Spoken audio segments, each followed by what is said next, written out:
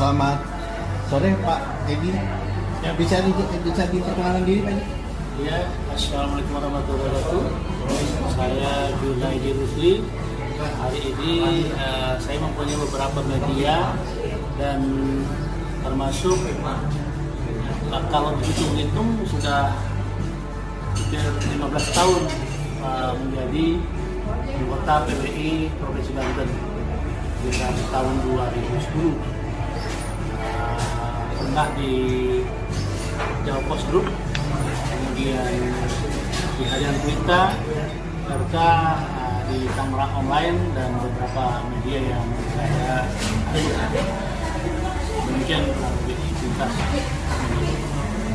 Ada niat Pak Junaidi nih untuk meningkatkan kualitas jurnalis di Banten.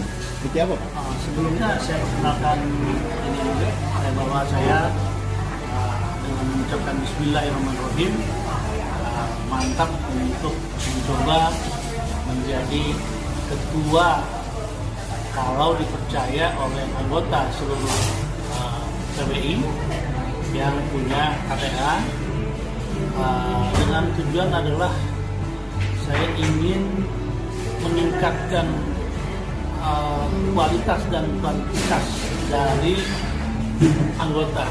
Selama ini kan anggota untuk punya KTA saja terlalu banyak berikutnya. Kemudian perpanjangan KTA juga banyak juga permasalahan. Nah, ini program saya adalah agar KTA itu tidak bayar, tidak perlu bayar. Jadi kita melayani anggota agar anggota merasa ada gunanya menjadi PWI, menjadi anggota PWI Banten karena diperhatikan. Jadi pengurus sifatnya nanti akan melayani anggotanya.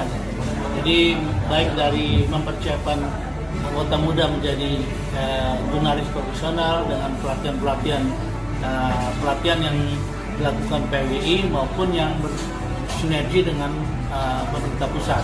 Tentu saja ini akan melibatkan pihak swasta dan pemerintah, karena kita kan mitra pemerintah yang sejajar, yang kemudian bisa menelurkan jurnalis profesional khususnya di PWI Banten ke depan.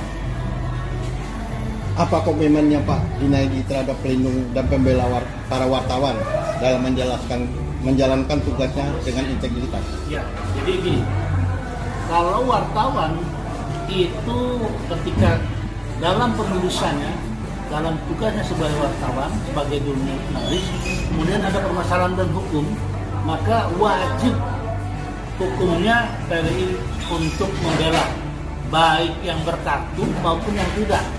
Jadi bukan hanya yang berkartu PWI saja, anggota PWI saja, tetapi yang tidak berkartu anggota PWI juga wajib dibela.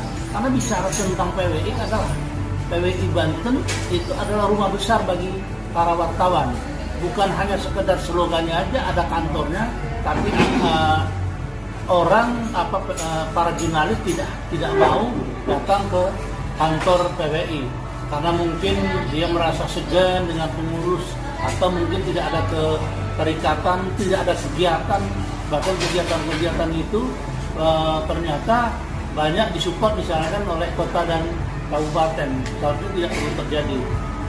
Jadi tidak mandiri kalau PWI Banten kemudian membebankan kepada pengurus di bawahnya untuk membiayai misalkan kegiatan-kegiatan yang harusnya dilakukan oleh PWI Banten sendiri.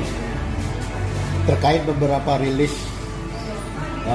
dari beberapa media, bagaimana rencana Pak Junaidi terkait dengan acara tidur yang dimiliki oleh PWI Banten?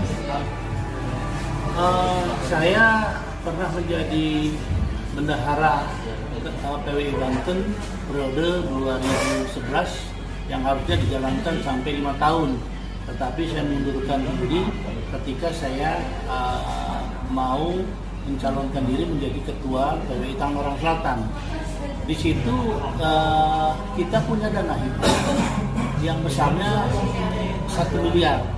Kemudian hasil kesepakatan pleno para pengurus pada saat itu dibelikan lahan di samping Samsat Polda Samsat Banten seluas sekitar 2086 meter persegi. Waktu itu harganya di bawah 500.000 per meter. Jadi harga itu harga pembelian tanah. Bahkan waktu itu sempat kita agak bingung kenapa? Karena akte jual belinya waktu itu belum ada, sehingga dimintakan lagi kepada pemerintah Provinsi Banten dari ABT kalau nggak salah, sehingga proses jual belinya lancar. Akte jual belinya ada dan terdaftar karena itu dokumen negara, tidak boleh balik namakan atas nama orang lain kecuali untuk kepentingan PW Banten, dan harus juga disampaikan kepada PW Pusat, karena semua aset PWI baik kota kabupaten maupun provinsi dimanapun itu otomatis menjadi aset PWI Pusat. Nah, selain itu kita juga mempertanyakan kantor PWI itu misalkan digunakan untuk hanya satu media saja yang berkantor. Bagaimana kira-kira biayanya, apakah itu sewa, apalagi kalau kemudian ditidurin, dibuat tempat tinggal. Nah, ini apakah disewa-sewakan? Nah, ini harus jelas. Jadi mengelola organisasi tidak seperti mengelola perusahaan. Kalau perusahaan jelas RT-nya, anggaran dasar, dan di mana asetnya itu berasal dari mana.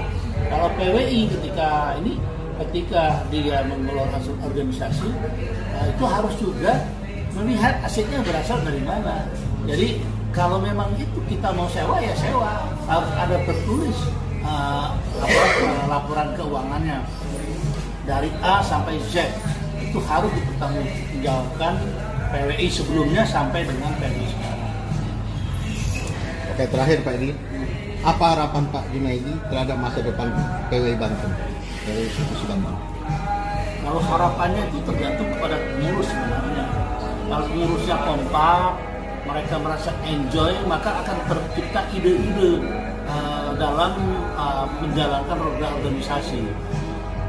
Sebenarnya banyak yang bukan hanya harapan, ini harusnya bukan harapan, tetapi tujuannya berorganisasi seperti apa?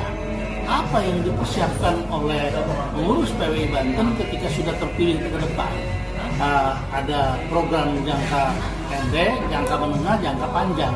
Jangka pendeknya apa? Jangka menengahnya apa? Jangka panjangnya apa? Bukan hanya sifatnya seremonial. Hari Pers Nasional ikut acara, ya ndompleng ke sana, melibatkan hanya pemerintah provinsi saja misalkan. Ya kan, padahal kan banyak yang bisa dilakukan. Apakah swastanya sudah dilibatkan? Apakah selama ini kita